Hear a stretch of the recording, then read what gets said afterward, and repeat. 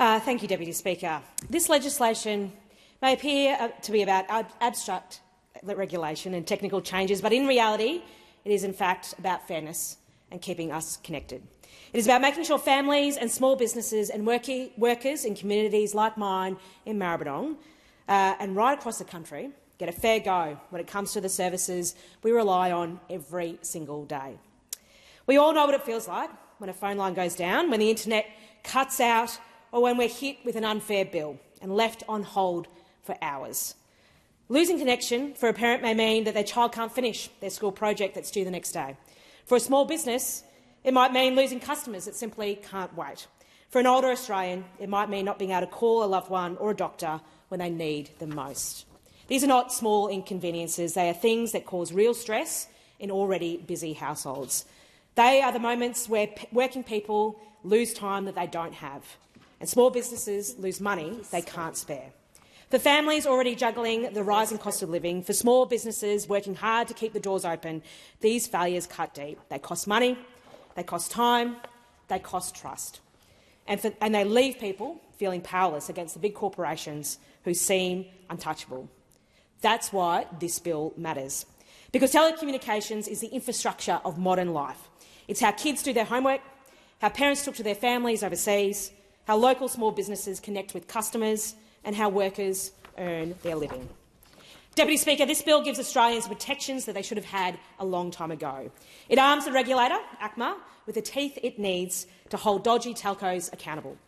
It lifts penalties for bad behaviour from $250,000 to nearly $10 million, or bigger for the larger companies. No more shrugging off fines as simply a cost of doing business. It creates a register of service providers so dodgy operators can't hide in the shadows and rip people off. It makes compliance with industry codes mandatory, so families and small businesses aren't waiting months for regulators to step in. That is fairness in action. That is Labor delivering.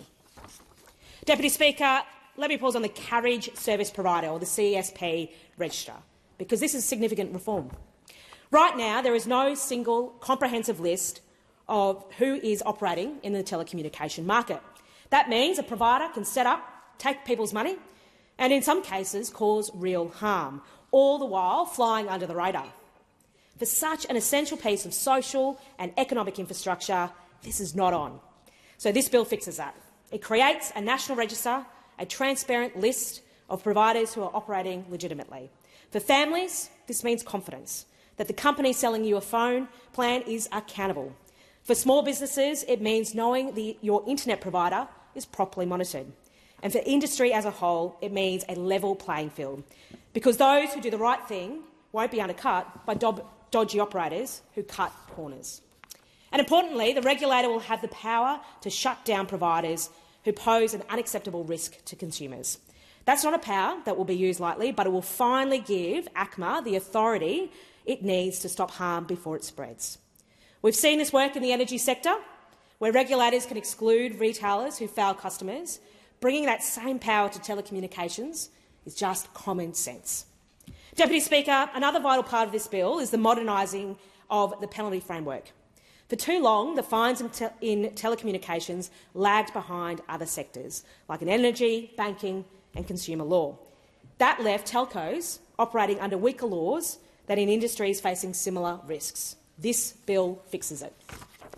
It brings telecommunications penalties in line with those other sectors. That means when a company breaks the rules, the federal court can look not just at a flat fine, but at the scale of the misconduct. Penalties can be tied to the benefit a company may have made from breaking those rules, or to a percentage of their turnover. Why does this matter? Because it means that the punishment fits the crime. A giant multinational won't get away with the same slap on the wrist as a small provider. The court can scale the penalty to the size of the business and the seriousness of the offence. That's fairness. That's consistency, and it means Australians can trust the rules apply equally, no matter how big the company is.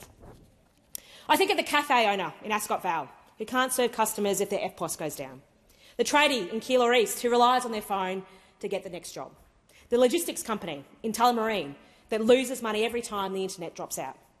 Under the Coalition, these businesses were left to fend for themselves. Under Labor, we're making sure the rules work for them, not against them. And for workers too, whether it's a transport worker relying on an app, or a nurse swapping shifts, or a teacher delivering lessons online, this bill protects their livelihoods by ensuring the services they depend on are reliable and fair. Deputy Speaker, let's be honest about how we got here. For nearly a decade, the Liberals and Nationals had the chance to act. Those opposite had the chance to stand up to the big telcos, but they chose not to. They left penalties so low that the worst offenders could treat them as loose change and just a cost of doing business. They left regulators underpowered. They left families, workers and small businesses exposed. And let's not forget the NBN, a second-rate system built on copper that is still holding back households and businesses today. That was their choice. That is their legacy. The Coalition likes to talk about standing up for small businesses, but when push came to shove, they were nowhere. They didn't have their back, but we do. We are fixing the mess they left behind. Deputy Speaker, this bill is part of a larger, bigger story, a story of government putting fairness back at the heart of our economy. Since coming to office, Labor has backed people in financial hardship. We've made it a legal requirement for telcos to provide proper support for customers doing it tough. That means families in Maribyrnong who hit a rough patch are treated with compassion, not with more stress. We protected those experiencing family and domestic violence. Survivors can now safely and quickly manage their phone services without tipping off an abuser, because everyone deserves safety, dignity and connection. We've cracked down on scams by working across telecommunications, banking and digital platforms, helping stop Australians, including retirees and small businesses, from losing their savings to criminal scammers. We've invested in regional and local connectivity. Through mobile black spot programs, on-farm solutions, community pilots, we're making sure small businesses and workers in every corner of this country can compete and succeed and stay connected. And what does this mean in practice? It means a small retailer in Kensington can stay connected to suppliers without outages, cutting into their margins. It means a shift worker in Gladstone Park can rely on their phone to organise care for the kids. It means a farmer outside Melbourne can use digital tools to grow their business. These are real protections, real investments and real changes that make life better for working people and small businesses. Deputy Speaker, that's what a Labor government does. We put people first and we put fairness first. In Maribyrnong, Deputy Speaker, fairness is not just an idea, it is lived every single day. It's lived by the migrant families in Flemington who depend on reliable internet so their kids can keep up with their classmates and so they can stay connected to loved ones overseas. It's lived by the factory workers in Airport West, where a reliable phone network keeps production moving and shifts coordinated. It's lived by the small businesses in Avondale Heights and Strathmore, where the EFTPOS transaction matters and where a dropped connection can mean lost sales. It is lived by those parents and young professionals working from home in Moonee Ponds and Aberfeldy who rely on fast, dependable broadband to reach new markets, engage with their colleagues and attend virtual meetings.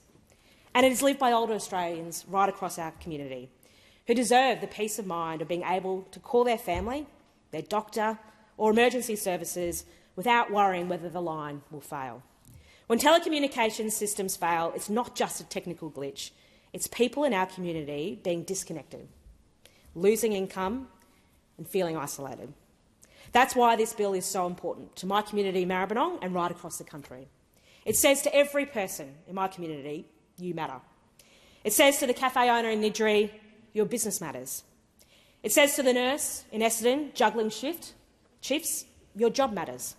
It says to the family in Glenroy, your connection to each other and the world matters. Deputy Speaker, the people of Maribyrnong expect fairness. They expect accountability. And with this legislation, the Albanese Labor government is delivering just that. Deputy Speaker, Australians had a choice at the last election between two very different approaches. The Coalition, weak protections, dodgy operators running a riot, corporate lunches, or Labor, tough enforcement, fair rules and protections that put families, workers and small businesses first. To no one's surprise, they voted for a fair go. This legislation is doing just that, bringing fairness to the forefront, building trust among consumers and providing much-needed accountability. It is about putting people back at the heart of the telecommunications system. And that's what the Albanese Labor government is delivering. And that's why I stand here proudly to commend this bill to the House. Thanks very much.